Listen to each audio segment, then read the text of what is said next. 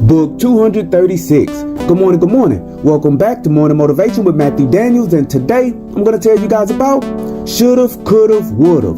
That's right, should've, could've, would've. But what is Matthew Daniels talking about? A long time ago, during the time period when slavery was still ravaging the Negro population in the southern portion of the United States, several free Negro towns rose in the north with a population of ex-slaves, and also some who were born free flourished and thrived.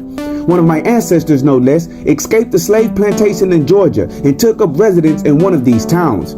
This ancestor has passed down directly to me from mouth to ear several interesting tales about life in this free town.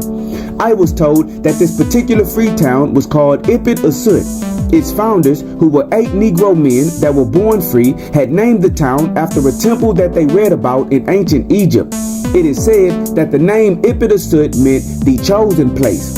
These men, in their endeavor to create the perfect town which would last for 1,000 years, instituted several rites of passage that all children must perform in order to be considered adults and have a right to continue living within the community. Those who failed the task required of them were exiled from Ipit-a-Sut and forced to find residence somewhere else. The founders felt that all of the citizens must strive to be their very best, or else they might bring down those who were indeed striving for perfection. One day, 3 triplets were born in Ipit-a-Sut, and as was the custom, when they reached a certain age, they were taken from their parents and presented with the first of 3 tests that would determine if they became full citizens or faced exile.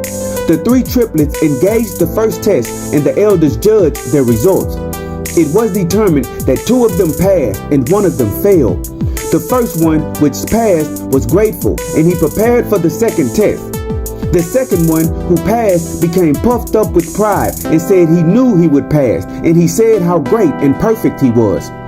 The third one, who failed, became upset and angry, and he claimed that the elders were incorrect in their judgment. After that, the 3 triplets were presented with the second test. When they were finished, the elders judged their results. It was determined that the first one again had passed.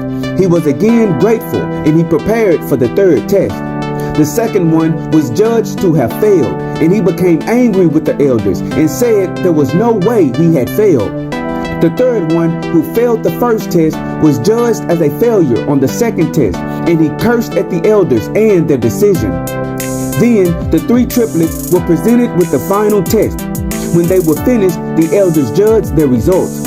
It was determined that the first one had failed miserably, and he was told he would be exiled.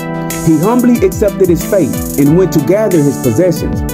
The second one was told he failed again, and he argued with the elders and demanded to be judged by others. The third one was also told he failed again, and he yelled and screamed and called the elders foolish old men.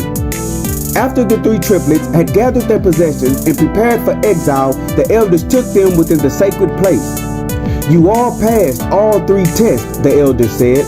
However, we were not testing you based on the test. We were testing you based on your reaction to failure. Indeed, no man is truly perfect. The only perfect man is the one who can accept failure with humility and grace and still maintain their civility. So, the first triplet will be allowed to stay, while the second and third triplet will be exiled for their aggression and inability to accept failure. And so, the morning motivation of today is should've, could've, would've. When you make a mistake or when you fail at something you attempt, do not lose your mind and your civility and lash out on the world. Instead, regroup, stay humble, and simply try harder the next time. No one on earth is perfect, and we all will make mistakes. So when you do mess up, simply dust yourself off and try again.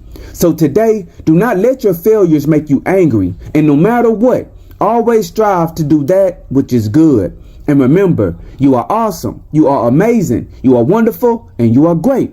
And you are going to change the world. I just hope I'm still alive to see it, family. I'm out. Good morning. To order books by the author Matthew Daniels, search Matthew Daniels on Amazon.com or visit www.dandyandbigherm.com.